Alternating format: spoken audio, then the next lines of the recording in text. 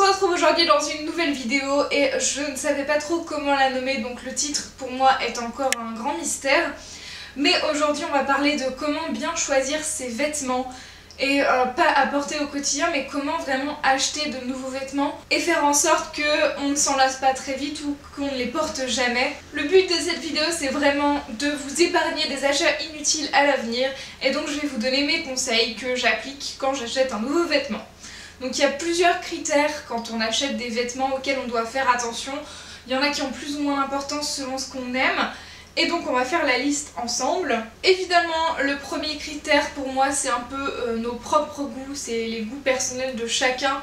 On n'aime pas du tout les mêmes choses et au fil du temps non plus, on n'aime pas toujours les mêmes choses. Donc c'est important aussi de savoir ce qu'on aime, ce qui nous fait plaisir, ce qui nous fait envie et ce dont on est capable de porter. Parce que des fois on adore des pièces extravagantes, mais pour autant dès qu'on les achète, on ne les met pas, elles décorent notre placard et même si on est content de les avoir, on est un peu frustré parce qu'on n'ose pas les mettre et que ça nous met trop en avant tout simplement et qu'on n'a pas envie forcément quand on s'habille dans... On n'a pas forcément envie dans le quotidien que nos vêtements soient trop décalés par rapport à ce que portent les autres parce que du coup tout le monde nous regarde et on se sent mal à l'aise.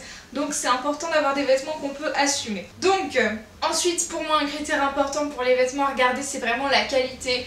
Il y a plein de vêtements qui m'horripilent en ce moment, c'est que l'été commence à se rapprocher et les vêtements très transparents commencent à revenir dans les magasins, ce que je trouve vraiment inutile parce que moi personnellement j'ai horreur de porter plusieurs couches de vêtements les unes sur les autres, surtout l'été, même l'hiver j'avais du mal à mettre autre chose que des débardeurs jusqu'à maintenant. Donc un vêtement très transparent c'est difficile à porter parce qu'il faut avoir des dessous qui conviennent. Mais aussi il faut être à l'aise avec l'idée de montrer son corps et d'avoir un jeu de transparence. Parce que pour aller au travail, pour aller étudier, c'est pas forcément une tenue très adaptée. En soirée pourquoi pas, mais pour le reste du temps, ça dépend de chacun. Pour tout ce qui rentre dans la qualité d'un produit, c'est vraiment la durabilité. Est-ce que vraiment c'est quelque chose qui va durer dans le temps? Est-ce que c'est une pièce qu'on va garder plusieurs années? Ou est-ce que c'est une petite paire de bottines par exemple, pas chère, assez cheap, qu'on va garder qu'un an, qui va nous faire un hiver et qui à la fin de l'hiver sera un peu vraiment trop usé pour les reporter. C'est aussi un rapport qualité-prix à juger. C'est est-ce que vous voulez investir dans des vêtements que vous garderez très longtemps ou est-ce qu'au contraire vous aimez bien la mode et changer régulièrement de style. Et dans ces cas-là, acheter des vêtements un peu moins chers, plus abordables mais de qualité peut-être un peu moins bonne. C'est à vous de voir. Personnellement j'aime bien avoir des vêtements que je mets assez souvent. En fait j'ai plusieurs pièces que vraiment j'adore qui coûtent cher et qui vont durer dans le temps et le reste de ma garde-robe c'est un peu des trucs un peu plus cheap qui passent quand même niveau qualité, qui sont pas non plus horriblement dégueulasses, genre ça revient d'un style chinois, pas du tout. Mais vraiment je préfère avoir juste quelques pièces et pouvoir modifier mon style comme je veux, plutôt que vraiment d'avoir que des pièces très chères et d'avoir toujours le même look. Ensuite j'ai envie de vous dire faites attention aux finitions. Personnellement j'ai horreur des hauts par exemple qui en bas n'ont pas vraiment une vraie couture. Il y en a beaucoup en ce moment qui sont découpés au laser, notamment pour les sous-vêtements d'ailleurs, et ça boulotte, ça se roule au fur et à mesure de la journée et les pulls qui roulotent en bas là je trouve ça absolument horrible. Ça perd de la longueur, ça a plus le même rendu, c'est vraiment dommage et ça donne parfois un effet un peu négligé dont je suis pas forcément fan. Donc faites attention à ça. Faites attention aux finitions dans le sens où est-ce que les couleurs vont pas passer ou sont pas délavées. Des fois on achète des vêtements et ne serait-ce qu'en magasin ils sont déjà un peu blancs délavés, un peu grisâtres alors qu'on les a pas encore portés, qui sont pas été lavés, qui sont neufs. Je trouve que ces pièces-là ne valent vraiment pas le coup, à moins vraiment d'avoir un coup de cœur. C'est à vous de voir. C'est à vous de voir bien évidemment et je suis désolée parce que j'ai l'impression de dire ça 15 milliards de fois dans cette vidéo. Et donc la dernière chose vraiment c'est un peu le rendu. En gros, dans l'ensemble, est-ce que la coupe tombe bien ou autre. C'est bien aussi des fois, si on n'est pas sûr d'une taille et qu'on sait qu'on fait du 40 par exemple mais que le rendu est pas génial, d'essayer un autre 40. C'est valable pour les chaussures comme pour les vêtements parce que des fois d'un vêtement à un autre, les deux identiques et de la même taille, et ben on se retrouve avec pas le même rendu parce qu'ils sont pas exactement coupés pareil. Parfois il y a peut-être 1 cm de moins, voire un demi-centimètre de plus, etc. Donc c'est toujours bien d'essayer si vous n'êtes pas exactement confort et que vous avez une petite réticence, n'hésitez pas à essayer la même pièce dans la même taille parce que des fois ça peut changer. Ensuite, il faut faire attention pour être sûr qu'on va le porter, que c'est une pièce qui va pas rester dans le placard, de jauger son utilité. Est-ce que vraiment vous avez besoin d'une nouvelle robe de soirée ultra chic? Est-ce que vous aurez vraiment l'occasion de la porter? Ou est-ce que vous pouvez avoir une solution un peu plus abordable mais aussi plus portable au quotidien? C'est à vous de voir. N'hésitez pas aussi à revendre les pièces que vous ne mettez plus parce que ça peut toujours faire un peu d'économie et en même temps ça fera une heureuse derrière qui elle achètera le vêtement. Et voilà, les secondes vies de vêtements c'est vraiment un truc que j'aime particulièrement personnellement. Et pareil, toujours dans l'utilité, si vous partez faire du shopping, faites-vous une petite liste de fringues vraiment que vous cherchez, des pièces à trouver. Par exemple, si vous n'avez pas de blazer, s'il vous manque des pièces basiques portables avec tout, par exemple un jean noir, un jean bleu basique, un blazer, un haut blanc, des chemisiers par exemple, c'est portable tout le temps, des petites baskets, voilà, vraiment il y a des pièces à avoir. Pour les talons c'est pareil, essayez toujours les chaussures avant de les acheter parce que c'est super important de se sentir bien dans les chaussures et il y a plein d'astuces, peut-être que je vous ferai une vidéo à ce propos pour vraiment adapter les chaussures et comment avoir moins mal aux pieds. Il y a plein de petites astuces de pro que j'ai et que peut-être je vous ferai une vidéo dessus. Ça prendra du temps mais voilà. Ensuite, l'important en fait dans l'utilité d'un vêtement, c'est est-ce qu'on va rentabiliser ce vêtement? Est-ce qu'on aura envie de le porter vraiment? Est-ce que c'est un coup de cœur? Ou est-ce que tout simplement on a un peu la fièvre acheteuse, on a un peu la baisse de morale et on se dit oh j'ai envie d'acheter des trucs. Et dans ces cas-là on fait beaucoup moins attention à ce qu'on achète et au final on est déçu. Donc n'allez pas faire du shopping en fait si moralement vous n'êtes pas vraiment dans l'humeur. Moi quand je vais faire du shopping des fois je le sens tout de suite, c'est voilà, je suis dans les magasins mais ça me fait pas spécialement plaisir, c'est un peu une corvée et j'ai envie de passer à autre chose et de regarder tout et n'importe quoi. Dans ces cas-là, faut pas y aller, faut arrêter, faut se dire c'est pas grave, je vais faire autre chose. Pareil, il y a des moments où j'ai envie d'acheter que du noir, où je fais une fixation sur le rouge ou des trucs en particulier. Ne foncez pas tête baissée dans une mode, dans un style que vous avez envie en ce moment. Essayez d'acheter 2-3 petites pièces de chaque, comme ça vous avez vraiment un peu de tout.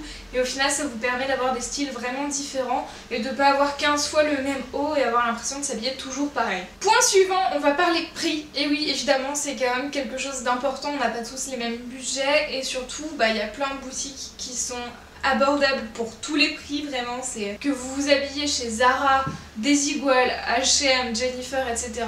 Il y a plein de trucs abordables partout. N'hésitez pas à guetter les promos. Moi ce que je fais c'est vraiment, je vais sur les sites et je m'abonne aux newsletters. Comme ça je suis prévenue par mail quand il y a des promos, quand il y a le début des soldes, etc. Et c'est super pratique parce que maintenant c'est très rare que j'achète des produits qui ne sont pas soldés ou sans promo tout simplement. Après c'est aussi à vous de voir, est-ce que vraiment vous avez envie de dépenser beaucoup d'argent dans les vêtements ou si vraiment vous voulez avoir un style à vous et être tranquille et pas vous prendre la tête tous les matins. Donc dans ces cas-là, c'est vraiment un mode de pensée où on va dépenser moins dans les vêtements mais plus dans d'autres choses, plus des activités autres par exemple. Ou vraiment si c'est quelque chose d'important pour vous, est-ce que vous êtes prêt à y mettre un peu plus le prix? Souvent c'est les articles coup de cœur qui sont comme ça. Faut pas non plus que ce soit complètement irréaliste. Ne craquez pas sur un seul article coup de cœur si ça va vous prendre tout votre budget. Ça vaut pas le coup. Par contre éventuellement n'hésitez pas à guetter s'il y a des promos dessus et rester raisonnable tout simplement parce que c'est très important de savoir gérer son budget et les pièces dont on a besoin pour éviter de s'éparpiller et d'acheter n'importe quoi. Ensuite un point important c'est le confort et la praticité d'un vêtement. Si vous êtes étriqué dans un vêtement vous allez avoir du mal à le porter parce que vous allez vous dire ouais il est joli et tout, vous allez peut-être le mettre pour une soirée et après vous allez l'enlever et prendre une tenue de rechange parce que vous savez très bien que vous n'êtes pas à l'aise. C'est ce qui se passe très souvent pour les mariages, on met des très jolies chaussures pendant la cérémonie, pendant la soirée on finit pieds nus ou en ballerine avec des chaussures beaucoup plus confortables parce qu'on sait très bien que c'est impossible de porter les autres pendant toute une journée et toute une soirée alors que du coup ça prend de la place pour rien à emmener à un mariage. Donc vraiment achetez des choses qui sont portables facilement pour vous et ne vous forcez pas à acheter des talons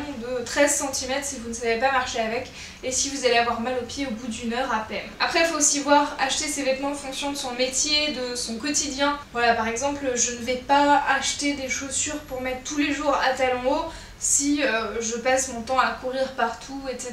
Bien évidemment ça paraît logique mais pensez-y, c'est pas parce que tel modèle est super joli, super craquant, le tien il sera pas forcément aussi bien sur vous, mais surtout, est-ce que vous aurez vraiment l'occasion de le porter et est-ce que ce sera pas un peu inutile dans le placard. Avant-dernier point, c'est est-ce que c'est un objet unique qui est fait main par exemple ou qui ne vient pas de la grande distribution, parce que des fois on peut mettre un peu plus cher dans ce genre de produit, premièrement parce qu'on sait très bien que la réalisation coûte plus cher et donc forcément ça augmente le coût du produit final, mais aussi ça a un caractère unique. Est-ce que vous avez envie de vous habiller voilà, avec des vêtements que tout le monde peut acheter et avoir, ou est-ce que vous aimez bien avoir une pièce unique vraiment? Et dans ces cas-là, mettre parfois un peu plus le prix, c'est une question à vous poser aussi avant de faire du shopping, parce que vous n'allez pas vous tourner vers les mêmes boutiques. Et un peu dans le même genre, j'en viens au dernier point qui est un peu de la, je sais pas comment dire, mais genre de la responsabilité environnementale, de l'écologie, mais dans ces vêtements. C'est est-ce que vous avez envie d'acheter des vêtements qui sont bons pour la planète, qui sont faits avec des matières naturelles ou des vêtements synthétiques, etc.